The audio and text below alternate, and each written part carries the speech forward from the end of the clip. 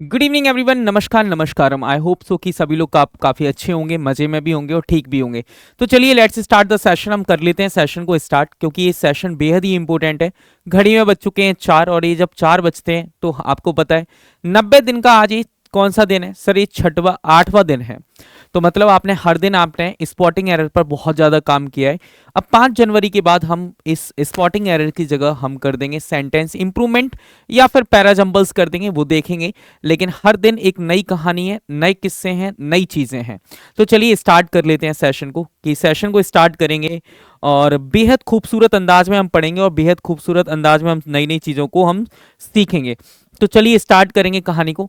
लिखा हुआ है कि राह संघर्ष की जो चलता है, राह संघर्ष की जो चलता है वो ही संसार को बदलता है। जिसने रातों से जंग जीती है, जिसने रातों से जंग जीती है, सुबह सूर्य बनकर वही चमकता है, सुबह सूर्य बनकर वही चमकता है। तो चलिए लेट्स स्टार्ट द सेशन। हम कर लेते हैं सेशन को स्टार्ट।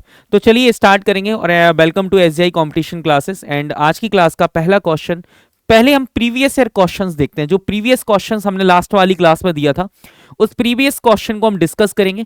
लिखा हुआ है as an officer he not only was competent but also honest. तो यहां पर हम चीजों को देखने की कोशिश करेंगे कि क्या होगा करेक्ट आंसर। एग्जैक्टली आपको समझना है। यहां से सबसे पहले आपको वर्ब को उठाना है। किसको उठाना है? वर्ब को उठाना है। तो सबसे पहले वर्ब को उठाया। बॉज, बॉज क्या है सर? एक ही शब्द में वर्ब है, इसका मतलब मेन वर्ब है। इसका मतलब बी की कोई भी फॉर्म मेन वर्ब का काम करती है। बी की कोई भी फॉर्म यदि मेन वर्ब का काम करती है तो ये लिंकिंग वर्ब बन जाती है। तो ये क्या बन जाती है सर? ये लिंकिंग वर्ब बन जाती है। ओके, ये क्या बन जाएगी? लिंकिंग वर्ब बन जाएगी। और यदि ये लिंकिंग वर्ब बन जाएगी तो लिंकिंग वर्ब के बाद आपको पता है क्या आते हैं? सब्जेक्ट कॉम्प्लीमेंट आते हैं। सब्जेक्ट कॉम्प्लीमेंट आते हैं। और यदि ये सब्जेक्ट कॉम्प्लीमेंट आते हैं तो इसी को हमने क्या कह दिया? सब्जेक्ट कॉम्प्लीमेंट कह दिया। और सब्जेक्ट कॉम्प्लीमेंट बनने का जो काम है वो कौन करते हैं सर? एडजेक्टिव करते हैं। तो इसका मतलब सर इसके बाद एडजेक्टिव आ रहे होंगे। तो देखो कंपेटेंट भी क्या है सर? एक एडजेक्टिव है। कंपेटेंट भी क्या है सर? एक एडजेक्टिव है। और देखो यहां पर क्या लिखा हुआ है? बट। बट आपका एक कोऑर्डिनेट कंजंक्शन है। बट आपका क्या है? एक कोऑर्डिनेट कंजंक्शन है। और ऑनेस्ट क्या हो गया सर? आपका एक एडजेक्टिव हो गया। ठीक है, इसका मतलब देखो कोऑर्डिनेट कंजंक्शन है तो ये दोनों को जोड़ने का काम कर रहा है। तो याद रखना जैसे कि नॉट ओनली बट ऑल्सो किसके पहले आया है? एडजेक्टिव के पहले आया है। तो नॉट ओनली भी किसके पहले आएगा? एक एडजेक्टिव के पहले आएगा। तो नॉट ओनली को आपको यहां से हटाना होगा और आपको नॉट ओनली को आपको यहां लिखना होगा। ओके, नॉट ओनली को आपको लिखना होगा। तो चलिए करेक्ट आंसर जो होगा, जो करेक्ट आंसर है वो क्या हो जाएगा? आपका हो जाएगा not only competent but also honest. कि वो ऐसा नहीं है कि वो एक्सपर्ट है, लेकिन वो ईमानदार भी है। ओके, तो चलिए आज की क्लास हम स्टार्ट करते हैं एक बड़ी स्माइल के साथ। तो आज की क्लास का पहला क्वेश्चन, थोड़ा सा एक टॉपिक होता है इंग्लिश में non finite verb. Okay, English में एक टॉपिक होता है नॉन फाइनाइट वर्ब। ओके, ये जो टॉपिक है ये किससे है सर? ये नॉन फाइनाइट वर्ब से है। किससे है सर? ये नॉन फाइनाइट वर्ब से है। यदि ये टॉपिक का नाम क्या है सर? Non finite verb. तो लिखा हुआ है being a holiday, we went out for a picnic. तो चलिए यहां पर हम बात करेंगे ये हॉलीडे किसके लिए आ रहा है। तो एक बार प्लीज मुझे कमेंट बॉक्स में कमेंट करके बताना।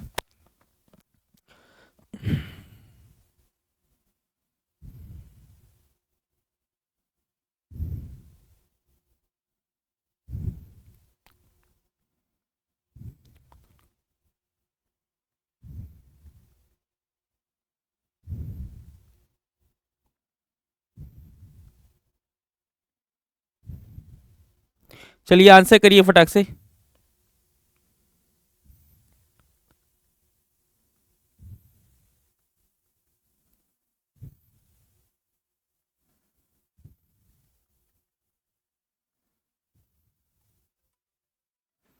ठीक है, चलिए तो आंसर हम क्या देंगे यहां पर? आंसर जो है, आंसर क्या हो जाएगा यदि हम आंसर जानने की कोशिश करेंगे? Being a holiday, we went out for a picnic. Okay, तो आपको पता है हॉलीडे किसके लिए आ रहा होगा? हॉलीडे आ रहा होगा डे के लिए। अब देखो क्या लिखा है? बीइंग अ हॉलीडे, तो इसका मतलब ये किसके लिए आ रहा है सर? डे के लिए आ रहा है। ओके, इसका मतलब क्या हुआ? यदि ये डे के लिए आ रहा है तो इतनी बात क्लियर करके रखना, यहां पर क्या ये बी के लिए आ रहा है? नो सर, ये बी के लिए नहीं आ रहा, क्योंकि बी के लिए थोड़ी आएगा, हॉलीडे दिन के लिए आएगा। तो यहां पर बी भी नहीं है। फिर लिखा हुआ है बेंट आउट, क्या लिखा हुआ है सर, बेंट आउट, क्या ये वर्ब के लिए आएगा? अब नहीं सर, ये बेंट आउट वर्ब के लिए भी नहीं आएगा। क्या ये पिकनिक के लिए आ रहा है? नो, एग्जैक्टली में आपको पता है किसके लिए आ रहा है, डे के लिए आ रहा है। लेकिन पूरे के पूरे सेंटेंस में क्या आपको कहीं पर डे दिख रहा है? आपको कहीं पर भी डे नहीं दिख रहा है। तो इसका मतलब क्या हुआ कि डे के लिए हम प्रोनाउन किसका यूज करते हैं? डे के लिए हम प्रोनाउन यूज करते हैं। डे के लिए जो प्रोनाउन यूज होगा, डे नॉन लिविंग है तो इट का यूज करते हैं, तो हम बीइंग के पहले क्या लगा देंगे, इट लगा देंगे। तो इसका मतलब हो गया कि जो बीइंग हॉलीडे लिखा है किसके रेफरेंस में आ रहा है, इट के रेफरेंस में आ रहा है। तो एरर किस पार्ट में हुई है, ए पार्ट में हुई है।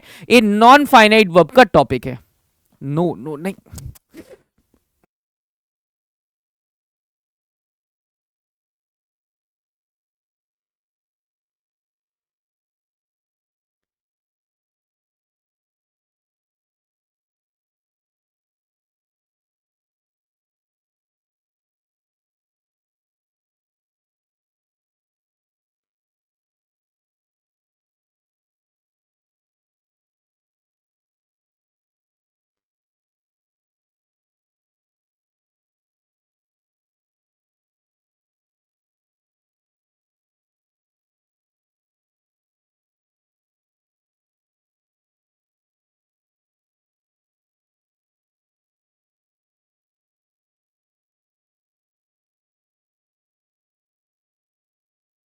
चलिए अगले क्वेश्चन की तरफ रुक करते हैं। अगला क्वेश्चन क्या है, एक बार आंसर दीजिएगा।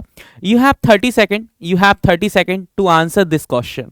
आपके पास 30 सेकेंड है इस क्वेश्चन को आंसर करने के लिए, पढ़ने के लिए भी, क्योंकि एग्जाम में भी आपको 30 ही मिनट मिलते हैं।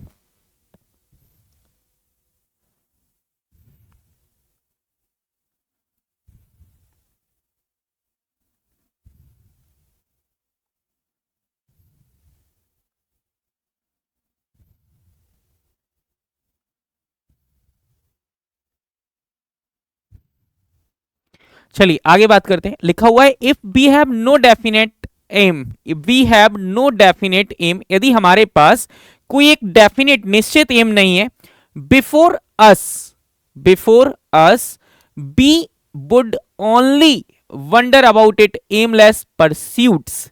एक बार मुझे करेक्ट आंसर बताना क्या हो जाएगा, करेक्ट आंसर मुझे बताना क्या हो जाएगा।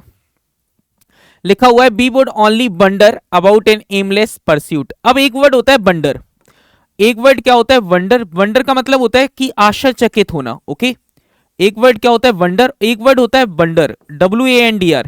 इसका मतलब क्या होता है घूमने वाला, इसका मतलब होता है घुमक्कड़ टाइप का, घुमक्कड़ टाइप का जो वर्ड होता है इसको हम यूज करते हैं। ओके, वंडर का हम यूज करते हैं किसके लिए, आश्चर्यचकित के भाव में। किसके भाव में करते हैं, आश्चर्यचकित के भाव में। ओके, आश्चर्य के सेंस में। ओके, घुमक्कड़ के सेंस में हम यूज करते हैं। तो यहां पर हम क्या लिखेंगे, यहां पर हो जाएगा वंडर।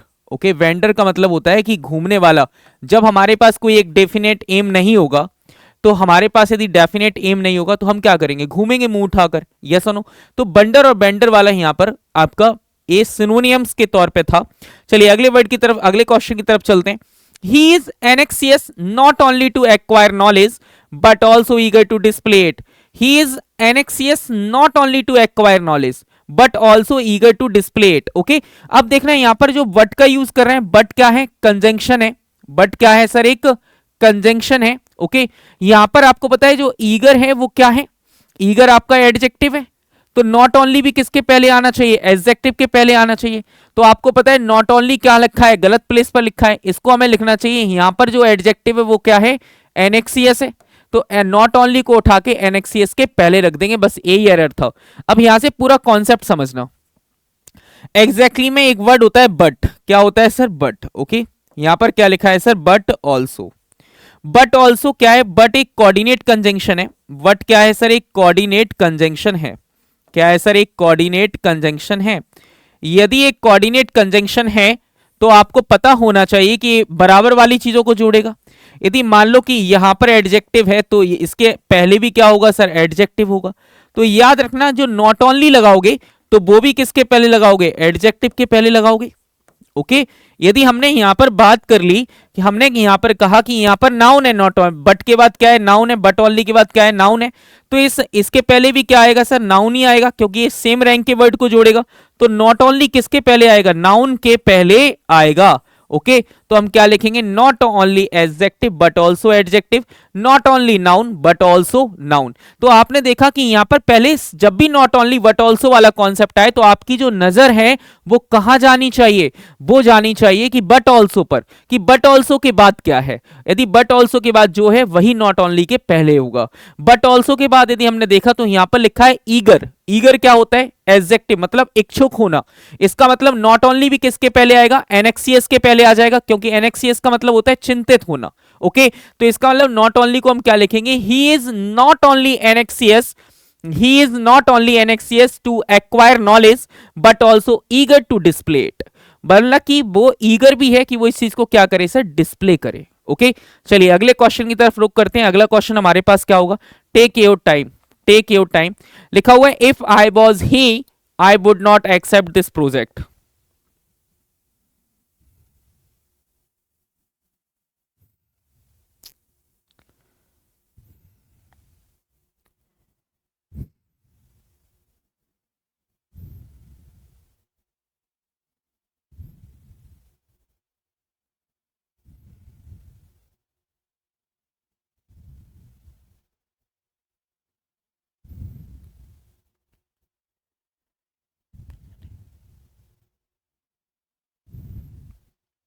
चलिए लिखा हुआ है if I was he, if I was he I would not accept this project. क्या एक चीज बताइए, क्या मैं वह हो सकता हूं, हम ये तो एक इमेजिनेशन है कि आई जो है, जो आई है वो ही बन जाए, जो आई है वो ही बन जाए, ये तो सिर्फ और सिर्फ एक इमेजिनेशन हो सकती है। ये क्या हो सकती है सर, इमेजिनेशन हो सकती है। यदि ये इमेजिनेशन हो सकती है, क्या हो सकती है, सिर्फ एक इमेजिनेशन हो सकती है। यदि ये इमेजिनेशन हो सकती है तो इसका मतलब क्या हुआ सर, इसका मतलब ये हुआ कि इमेजिनेशन जो है वो आता है आपका मूड नाम के टॉपिक में, और जो मूड नाम का टॉपिक है, इमेजिनेशन अनरियल है। इमेजिनेशन भी कैसी है सर, अनरियल है। यदि अनरियल इमेजिनेशन है, कैसी इमेजिनेशन है सर, अनरियल इमेजिनेशन है। यदि अनरियल इमेजिनेशन की यदि हम बात करें, किसकी बात करें, we are talking about unreal imagination, तो आपको पता है यहां पर हम अनरियल इमेजिनेशन के लिए वर्ब की सेकंड फॉर्म का यूज करते हैं। ये हम किसका यूज करते हैं, वर्ब की सेकंड फॉर्म का यूज करते हैं। तो आपको पता है यहां पर क्या लिखना होगा, इफ आई वर ही, यदि मैं वह होता, यदि मैं वह होता, इसका मतलब हूं नहीं, यदि मैं वह होता तो I would not accept this project, मैं इस प्रोजेक्ट को एक्सेप्ट नहीं करता, मतलब वो एक्सेप्ट कर चुका है। ओके चलिए आगे बात करते हैं। अगला क्वेश्चन आता है the teacher advise to the student, the teacher advise to the students to borrow a book from the library within 3 days। Okay within 3 days teacher ने एडवाइस की है, किसको, एडवाइस की है स्टूडेंट्स को। Okay the teacher advise to the student to borrow a book from the library within 3 days। You have 30 second to answer this question, you have 30 second to answer this question. एक बार मुझे answer करके बताना क्या हो जाएगा। चलिए 6वें number का क्वेश्चन एक बार मुझे बता देना, 6वें नंबर का क्वेश्चन मुझे बताना। अब आपको पता है जैसे कि आप कहते हैं आई रिक्वेस्ट यू, रिक्वेस्ट है, टोल्ड है, ओके किल है। ओके एक बार लिख लेना, जैसे कि आपके सामने क्या होता है, जैसे कुछ वर्ड आते हैं, जैसे कि आपके सामने आया रिक्वेस्ट, ओके रिक्वेस्ट आया, टेल आया, आस्क आया, ओके टेल आया, आस्क आया, एडवाइज आया, सजेस्ट आया, एडवाइज आया, सजेस्ट आया, एडवाइज है, सजेस्ट है। तो आपको पता है एक कैसी वर्ब होती है, ट्रांजिटिव वर्ब होती है। एक कैसी वर्ब होती है, ट्रांजिटिव वर्ब होती है। जैसे कि इसके एक एग्जांपल को आप समझना, ट्रांजिटिव वर्ब होती है। ट्रांजिटिव वर्ब के बाद डायरेक्टली ऑब्जेक्ट लिखे जाते हैं, इनके बीच में कुछ भी नहीं आता, इनके बीच में कुछ भी नहीं आता। फॉर एग्जाम्पल समझना, जैसे मैंने एक एग्जाम्पल के तौर पर आपको एक चीज, एक सेंटेंस लिखकर दिखाया, they killed, they killed, they killed him, they killed to him.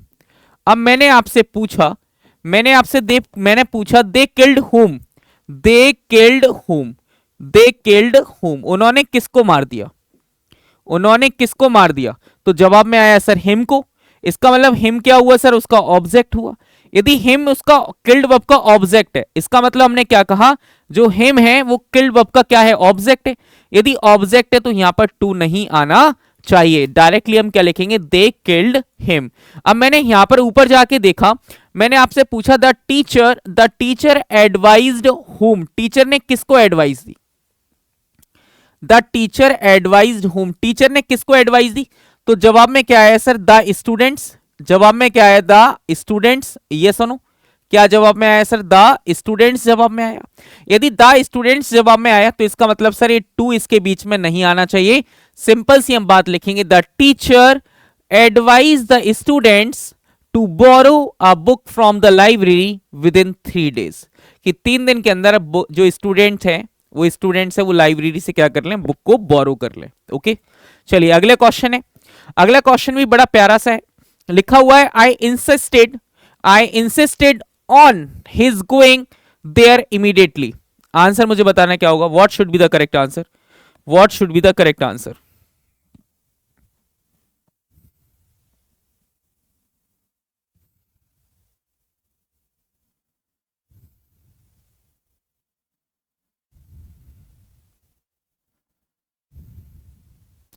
चलिए लिखा हुआ है I insisted on his going there, I insisted on his going there immediately. अब आपको यहां पर समझना है एग्जैक्टली में इंसिस्टेड जो वर्ब है वो वर्ब की सेकंड फॉर्म है, और एक किसका काम कर रही है सर, ये मेन वर्ब का काम कर रही है। एक किसका काम कर रही है सर, ये मेन वर्ब का काम कर रही है। तो आपको पता है यहां पर जो मेन वर्ब का काम कर रही है, यदि मेन वर्ब वर्ब की सेकंड फॉर्म में है, ये वर्ब की सेकंड फॉर्म में, तो ये पास्ट इंडेफिनिट का काम कर रही है। ये किसका काम कर रही है सर, पास्ट इंडेफिनिट का काम कर रही है। यदि ये पास्ट इंडेफिनिट का काम कर रही है तो इसका मतलब ये हुआ कि आई क्या हुआ, सब्जेक्ट, लेकिन यहां पर तो सेकंड फॉर्म पर सिंगुलर और प्लूरल का कोई इफेक्ट है ही नहीं। अब आपको पता है इंसिस्ट के साथ हम क्या लगाते हैं, ऑन लगाते हैं। इंसिस्ट के साथ हम क्या लगाते हैं सर, इंसिस्ट के साथ हम ऑन का यूज करते हैं। इंसिस्ट के साथ क्या आता है सर, ऑन आता है। मतलब इंसिस्ट का मतलब होता है किसी टॉपिक पर हम इंसिस्ट करते हैं, हम क्या करते हैं, किसी टॉपिक पर हम इंसिस्ट करते हैं। ओके, यहां पर लिखा है ऑन, बिल्कुल सही है, ऑन हिज गोइंग देयर। अब आपको पता है जो गोइंग है वो क्या है सर, जीरंड है। क्या है सर, वो गोइंग जो है वो क्या है सर, जीरंड है। यदि गोइंग आपका जीरंड है तो जीरंड किसका काम करता है, नाउन का काम करता है।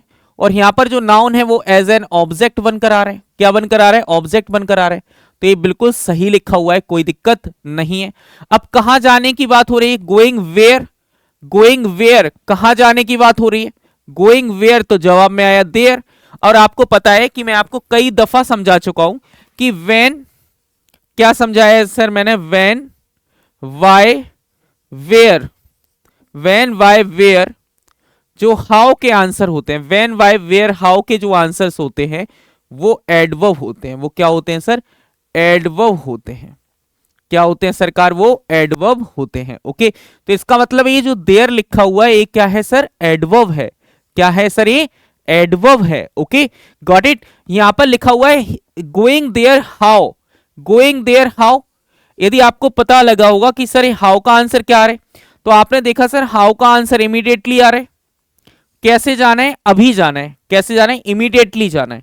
कैसे जाना है, इमीडिएटली जाना है। तो हाउ का आंसर क्या आ रहा है, इमीडिएटली आ रहा है। तो जो इसमें आंसर जो आएगा, मतलब इंसिस्ट के अकॉर्डिंग ऑन सही है, ऑन के बाद ऑब्जेक्ट आता है तो गोइंग जीरेंड बन के आया, ये भी ठीक है, ये दोनों एडवर्ब है, ये भी ठीक है।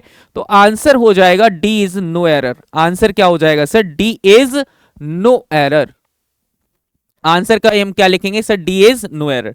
चलिए अगली बात पर आते हैं, लिखा हुआ है we have been knowing each other since we were children. Okay, अब आपको यहां पर समझना है सिंस। ओके, इस कॉन्सेप्ट को समझने की कोशिश करें। जैसे कि मैंने आपके सामने एक ए सेंटेंस लिखा है, क्या लिखा है, ऐसे क्वेश्चन मैं गारंटी देता हूं आपको, इस बात के लिए मैं चैलेंज कर रहा हूं। मुझे नहीं पता आप रिकॉग्नाइज कर पाएंगे मेरी नॉलेज को या नहीं कर पाएंगे, या मुझे रिकॉग्नाइज कर पाएंगे या नहीं कर पाएंगे, मैं नहीं जानता। लेकिन बस मैं इतनी सी बात जरूर कहता हूं कि जो कॉन्सेप्ट मैं पढ़ा रहा हूं उसका एक्सप्लेनेशन यदि ऐसा कहीं मिल जाता है तो आप जो कहेंगे मैं वो करूंगा। ओके, तो रखिए, फेथ रखिए और आगे बढ़िए। यदि आप फेथ रखेंगे, आगे बढ़ेंगे, तो मैं गारंटी कर रहा हूं, गारंटी से कह रहा हूं कि आप बहुत ऊपर जाएंगे, आपको कोई भी नहीं रोकने वाला। मेहनत करते रहो, आगे बढ़ते रहो, यही जिंदगी का फॉर्मूला है। लिखा हुआ है, क्या लिखा हुआ है, बी वर चिल्ड्रन। अब आपको यहां से एक क्वेश्चन समझना है, यहां पर मैंने क्या लिखा है, यहां पर आपको समझना है।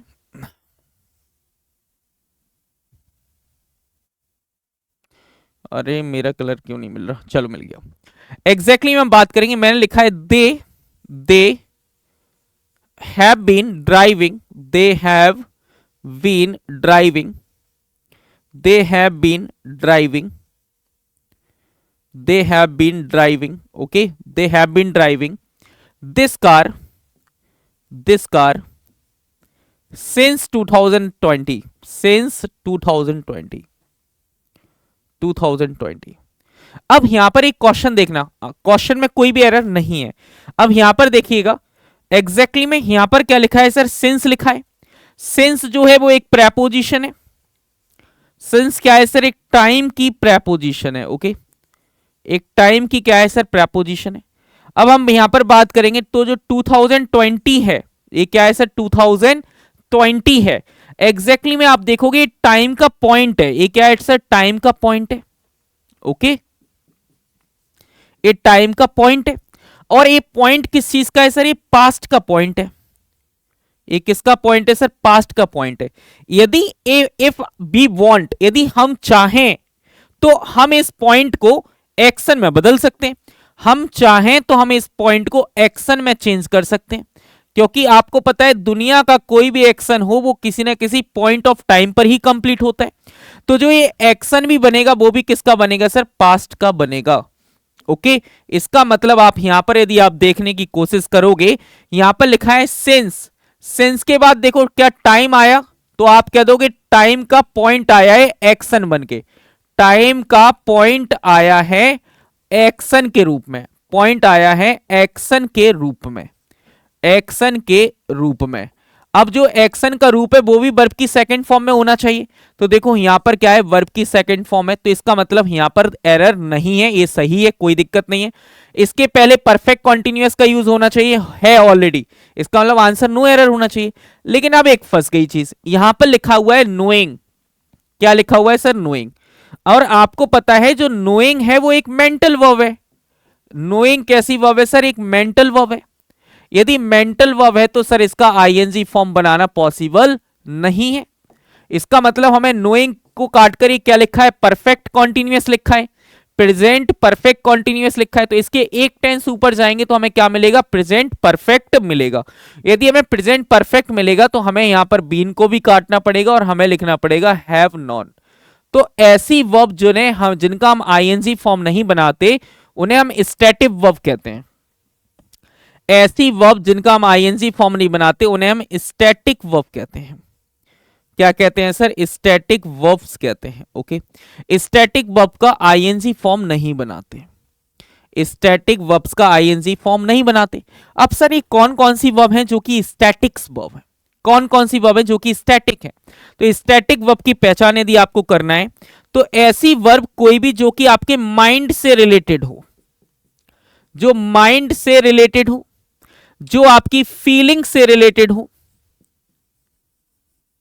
जो आपकी फीलिंग से रिलेटेड हो, और जो आपके सेंसेस से रिलेटेड हो, जो आपके पजेशन से रिलेटेड हो, जो आपके पजेशन से रिलेटेड हो, जो आपके मेंटल मतलब माइंड से रिलेटेड हो, सेंसेस मतलब आपकी इंद्रियों से रिलेटेड हो, जो आपकी फीलिंग से रिलेटेड हो, जैसे लव है, हेट है, एडमायर है, एडोर है, ओके। ऐसी कोई वर्ब जो आपके अधिकारों से रिलेटेड हो उनका कभी भी आईएनजी फॉर्म नहीं बनाया जाता, ओके। अगले क्वेश्चन पर आते हैं।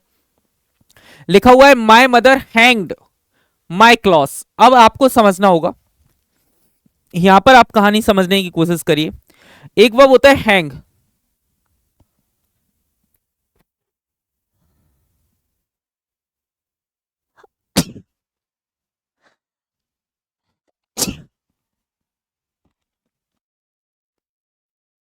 अब यहां पर कहानी देखने की कोशिश करिएगा। हे मां, गॉड ब्लेस मी। अब आगे देखना है, यहां पर एक वर्ब होती है ट्रांजिटिव, एक वर्ब होती है इंट्रांजिटिव, ओके। एक वर्ब होती है ट्रांजिटिव, एक वर्ब होती है इंट्रांजिटिव। अब एक का मतलब होता है फांसी पर लटकाना, फांसी लगाना, फांसी लगाना, ओके। एक का मतलब होता है किसी चीज को लटकाना, किसी चीज को लटकाना। जैसे कि हमने कहा एक वर्ब आई हैंग, तो इसका मैंने कहा हैंग, हैंग्ड, हैंग्ड और हैंग्ड। इसका मतलब होता है कि फांसी लगाना। क्या मम्मा ने जो कपड़े हैं, कपड़ों को फांसी लगा सकते हैं क्या? नहीं। तो और एक इसी की एक फॉर्म होती है हैंग, हंग, हैंग, ओके। तो आपको पता होना चाहिए जो करेक्ट आंसर हो जाएगा सर वो क्या हो जाएगा सर? हंग हो जाएगा। हंग का मतलब होता है सर लटकाना, ना कि फांसी लगाना, लटकाना ना कि फांसी लगाना। आपको पता है ऐसे ऐसे क्वेश्चंस मैंने आपको करा रहा हूं ना कि जिनकी क्वालिटी बहुत प्यारी है, इतनी बात पर आप ट्रस्ट रखिएगा। आगे आते हैं, how much horses were there running. तो हाउ मच एक वर्ड होता है sir, how much. How much का हम यूज कब करते हैं सर? बड़े ध्यान से समझना है यहां से इस क्वेश्चन को। एग्जैक्टली में आपको पता है एक वर्ड होता है how much, okay. How much का हम यूज करते हैं, ए भी नाउन के लिए यूज होता है। ए भी किसके लिए यूज होता है सर? नाउन के लिए यूज होता है। लेकिन सर ए होता है अनकाउंटेबल नाउन के लिए। अब आपको पता है यहां पर यदि आप देखेंगे जो हॉर्सेस हैं वो तो काउंटेबल नाउन है, हॉर्स को तो आप गिन सकते हैं। तो हाउ मच होता है हॉर्सेस के लिए, और जो हाउ मैनी होता है, एक वर्ड होता है सर हाउ मैनी, ओके। जो हाउ मैनी का हम यूज करते हैं एग्जैक्टली में ए भी नाउन के लिए होता है, लेकिन सर ये काउंटेबल नाउन के लिए होता है। किसके लिए होता है सर? काउंटेबल नाउन के लिए होता है। तो यहां पर हाउ मैनी लिखेंगे, क्या लिखेंगे? How many horses were running in the race, okay. How many horses were running in the race. चलिए अगले क्वेश्चन पर आते हैं। लिखा हुआ है the astronomer who predict future has arrived, okay. अब आपको पता है एक वर्ड होता है एस्ट्रोनॉमर। एस्ट्रोनॉमर का मतलब क्या होता है? जो तारों वगैरह की गणना करता है उसे एस्ट्रोनॉमर कहते हैं, और जो कि फ्यूचर को प्रिडिक्ट करता है उसे एस्ट्रोलॉजर कहते हैं। तो यहां पर एस्ट्रोनॉमर वर्सेस एस्ट्रोलॉजर की कहानी है। यहां पर astronomer, astronomer versus versus astrologer की कहानी है। यहां पर किसकी कहानी है सर? एस्ट्रोलॉजर की कहानी है। अब यदि एस्ट्रोनॉमर वर्सेस एस्ट्रोलॉजर की कहानी है तो आपको पता है यहां पर जो एस्ट्रोनॉमर है, एस्ट्रोनॉमर को काटकर हमें क्या लिखना पड़ेगा सर? एस्ट्रोलॉजर लिखना पड़ेगा। क्या लिखना पड़ेगा? एस्ट्रोलॉजर लिखना पड़ेगा। अगला क्वेश्चन देखना, I have been waiting for my father for the past 2 hours, okay. अब 12th नंबर के क्वेश्चन का आंसर मुझे बताना क्या हो जाएगा। चलिए एग्जैक्टली में आप बात को पता है। अब आपको यहां से एक बात क्लियर है, एग्जैक्टली में आपको समझना होगा यहां से जो फॉर है, फॉर किसके लिए आता है सर? ड्यूरेशन के लिए आता है। यहां पर क्या आता है सर? ड्यूरेशन के लिए आता है। और आपको पता है जो द पास्ट 2 years लिखा है ये भी क्या है सर? ड्यूरेशन है। इसका मतलब यहां पर कोई एरर नहीं। सिंस और फॉर के साथ, सिंस और फॉर यदि कहीं पर लगे टाइम के फेवर में, सिंस और फॉर यदि हम लिखें टाइम के फेवर में, किसके फेवर में? टाइम के फेवर में। यदि टाइम यदि ड्यूरेशन है तो फॉर आ जाएगा। टाइम यदि ड्यूरेशन है तो हम क्या इसका यूज करेंगे सर? फॉर का यूज करेंगे। और यदि टाइम में यदि पॉइंट है, क्या है सर? पॉइंट के लिए हम इसका यूज करते हैं, किसका? सिंस का हम यूज करते हैं, ओके। यहां तक बात क्लियर है। अब आपको पता है इसके पहले हम किसका यूज करेंगे सर? इसके पहले हम यूज करते हैं 2 टेंस का। या तो किसी वर्ब का परफेक्ट बनाना हो तब, ओके, परफेक्ट बनाना हो तब, और परफेक्ट कॉन्टिन्यूअस बनाना हो तब, ओके। हम इसके पहले 2 ही टेंस का यूज कर सकते हैं, परफेक्ट का या फिर परफेक्ट कॉन्टिन्यूअस का हम यूज करते हैं, ओके। इसका मतलब सर परफेक्ट कॉन्टिन्यूअस का मतलब क्या होता है सर? परफेक्ट कॉन्टिन्यूअस का मतलब होता है कि आपके पास ये प्रेजेंट परफेक्ट कॉन्टिन्यूअस में जा रहा है तो 1 3 4 का हम यूज करेंगे। तो देखो हैव भी बिल्कुल आई के अकॉर्डिंग हैव बिल्कुल सही है, बीन बिल्कुल सही है, बेटिंग सही है, तो आंसर हो जाएगा no error. No error is the correct answer. No error is the correct answer. चलिए अगले क्वेश्चन पर आते हैं। He got angry upon with me, he got angry upon me, okay.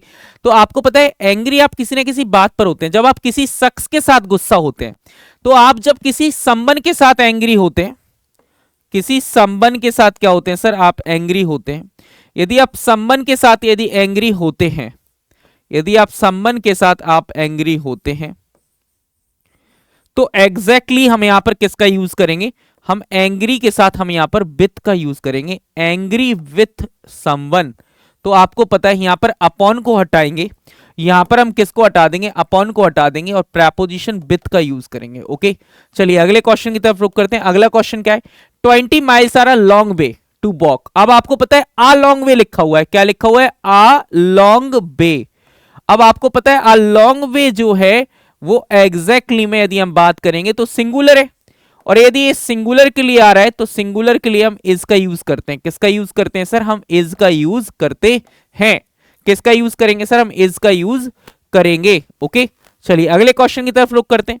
अगला क्वेश्चन क्या है, he is suffering with flu. तो suffering, जब आप किसी बीमारी से सफर कर रहे होते हैं तो सफरिंग फ्रॉम आता है, क्या आता है सर, सफरिंग फ्रॉम आता है। अगले क्वेश्चन पे बात करेंगे, लिखा हुआ है यू शुड अवेल। तो हमें यहां पर लिखना चाहिए यू शुड अवेल। अवेल एक ट्रांजिटिव वर्ब है, ट्रांजिटिव वर्ब के बाद ऑब्जेक्ट चाहिए। जब कोई ऑब्जेक्ट ना हो तो रिफ्लेक्सिव प्रोनाउन को हम सब्जेक्ट की तरह लिख सकते हैं, योर सेल्फ का यूज कर लीजिए, your self. You should avail your self of every opportunity to practise your the लेवरर relax between 4 PM to 5 PM। Okay, तो 4 फ्रॉम बिटवीन, या तो आप लिखें बिटवीन के साथ एंड का यूज करते हैं, बोलो यस सर।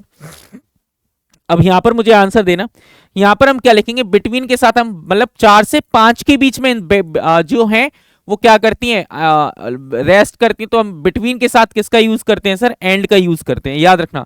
बिटवीन के साथ, बिटवीन है या फिर सर बोथ है, ओके, या बिटवीन है बोथ है, इन दोनों के साथ हमारा जो पेयर्ड कंजंक्शन होता है वो एंड होता है। ओके, बिटवीन और बोथ के साथ हम एंड का यूज करते हैं। इतनी प्रैक्टिस करा दूंगा, इतनी प्रैक्टिस करा दूंगा कि क्वेश्चन हिलेगा नहीं ग्रामर का।